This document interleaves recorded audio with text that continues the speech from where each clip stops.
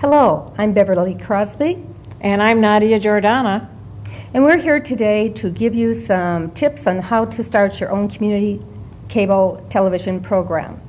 Let's just start. Nadia, what's your background? How did you get involved in television work? You know, I was in sales and marketing all my life, and then when I became semi-retired, I got into some more creative things, and I was a guest on It's a Woman's World at a couple of years back, and I was so much more interested in what was going on behind the cameras, behind the scenes, and how the show was put together. It wasn't long before I worked a way to hang out around the shows and become part of the crew. Well, it's truly fun to be around television, I must admit. I started probably about 15 years ago, over 15 years ago. I was in the photographic profession for many years and had my business, and the difference, of course, between photography and video is that one's still and one's moving. Mm-hmm. So I talked to somebody one day, and they said, you should be a producer, you should go into television, and from there I went into Channel 6, talked to Gay Jacobson at the time. She referred me to SPNM, and then I was very blessed to understudy with Steve Brunsberg, who has been a producer for many years, and then took some more courses, one thing another, and here I am yet today, and loving it, loving every bit of it. So I'm thinking that maybe we should talk to the audience about what can creating a television show, what can that do for them? Not the audience, but just them as a host or as a producer. You know, and from my standpoint, it's such a creative outlet for me, and I think a lot of people don't realize that public access to television is still out there. People tend to forget that it even exists anymore, and that they can actually, with either a modest membership or just by belonging to the community. Sometimes there are no memberships at all. It varies between community to community. But you can be part of that and plan a program, take their classes, and the classes are not that hard. You know, I went through several different of their classes, from editing to camera operation, and ended up working on some shows and even making some of my own. I absolutely love it. How did you get around to getting started? Well, again, I understudied with Steve Brunsberg, and that was, really, he was just one of the best in the business, and so I was very blessed to go along on a lot of shoots and learning, and he put me on the editing board right away. And then I took many courses outside of the television channels on lighting and intense lighting. Of course, a lot of that comes with working with photography as well. So I did a lot of on-location shoots, in-studio shoots, a lot of editing. So I've been a producer and a director and editor. But I really enjoy telling this story. That's the most fun, I think, because I think what community television gives you is a voice. And it's great to have guests come on and hear their stories and how they've achieved what it is they put their hearts to do.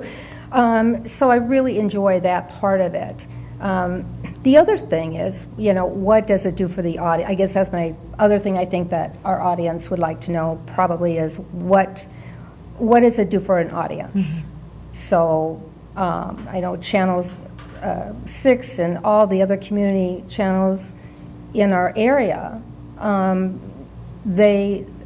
it could be entertaining, it could be entertainment, it could be educational, it could be informational. It's a different kind of programming, and even before I got involved with any of the studios, I am one of those people who, when I'm flipping the channels, I did stop and watch the amateur programs that were out there. And sometimes there were surprises, sometimes not. It's a little different way of producing programs. Fascinating, and I would always sit and watch a program on and off every couple days and flipping through, and I still enjoy that today. Now I get pointers from them. Yeah. So let's take it a step further. If somebody is interested in creating their own program, what are some, let's help them give some bullet points on how to get started. You know, the number one thing they can do is begin, even before they take classes, is go down to a studio, volunteer. Volunteer That's on good. some of the programs that are already going on. They're always in need of extra help. Now, you might need to go through a class to operate the camera, but there's probably some things you can do even before you do that to volunteer and help them put up the set, take it down, get to know everybody. So I would start by volunteering. And I think I would totally agree with you. That is 100% the way to start, really, if you have that opportunity that you can do that. And there are about 12, I think, and maybe there's more community television studios in our Minneapolis metro area. So there's usually somewhere someone can go to get that experience as well.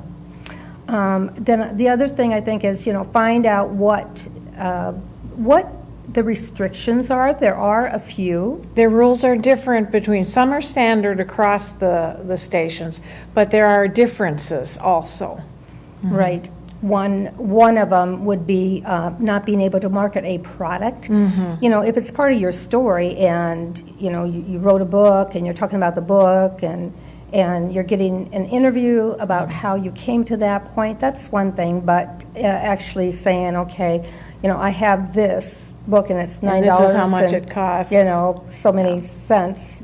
We can't do that. Yeah, so there are some restrictions. You can't have your own little mini infomercial. Right. It's not really like that. Right, exactly. The other things, I think it's good to put a program together with someone. Oh, yeah. Especially getting started. Yeah. Because there's a lot of different tasks that need to be done.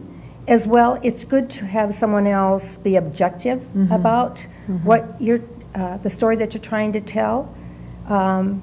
So let's go back to, or let's move forward to what type of questions, what should the story include? What type of things are probably the best to talk about? Well, I think if it's of public interest, you know who your audience is, and when two people are talking like this, or we get a panel going, we generally start with one or two pertinent questions that really let you know what you're talking about and what the audience should be looking for or listening for, or what they're about to hear and see.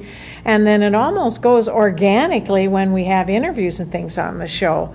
So I think the point is that the audience gets what they need, and the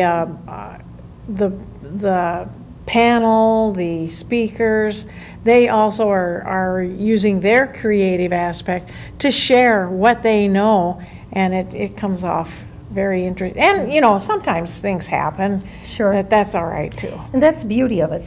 When you're rolling tape, you can stop and redo. That's nice. And yes. there's an editing process where you can edit something out. Yeah. And slip something else in. And that's good for guests to know, because the terrifying thing is, what if I say something wrong? Well, this is not live. It's live to tape, and you can fix a whole lot of things. Yes, you can. In post, as they put it. That's really good. The three things that I've always learned about community television is to keep it educational, informational, and or entertaining. Entertaining, yes. Try to make it fun. If you get too staid and too boring, you'll lose your audience. They won't watch all the way to the end of the program. So try to do some things that keeps it, even if it's a serious subject, entertaining enough that they don't turn away before you're done getting your message across. And talking about the audience, one of the tips I would say is keep in mind, you as a host or co-host, what you're trying to convey is not so much your message, not what you want to say, although you have a voice and you do have an opinion, but that you're trying to reach the whole audience and in a broad spectrum. And when you're planning your program, a good thing to remember is to think about what is it they want to know, what don't they know, any questions that the audience may have. Because you and I, if we prep for a show, we know our material. We know more than what they do. But we need to think about what it is they want to know. Yeah. Not just a voice for you and I. Yeah. Like we're sitting down over a cup of coffee. However, sometimes it feels more like that. But that you want to answer those questions that the audience wants. Yeah. And that's important to keep. Any other tips? I would say dress. You have to remember how to dress. So usually now, what I'm wearing today is a little bit on the busy side, and I would say normally I would choose a solid color, but I've worn this before and I know that the camera doesn't choke on it. But ordinarily stick with solid colors, earth tones, and you'll be safe. And when, until you know more, that's when you branch out into more interesting items of clothing. And one last tip that I have is for the audience, not to rehearse, not script. Do not script your message that you want to talk about. You can have an outline, but we want it to seem more like a conversation, like you and I are doing now. If it's too scripted, then people lose interest. It gets a little stiff and wooden, and I know that that's easy to do because it's the fear of not remembering what you're going to say, and that does happen too. But you're right, don't script it that much. But I think that probably wraps it up. So folks, if you want to get involved, Nadia or myself might be available. Yeah, we'd answer questions. We'll have a website. We can answer any questions for you. Otherwise, thank you for joining us. We'll see you next time.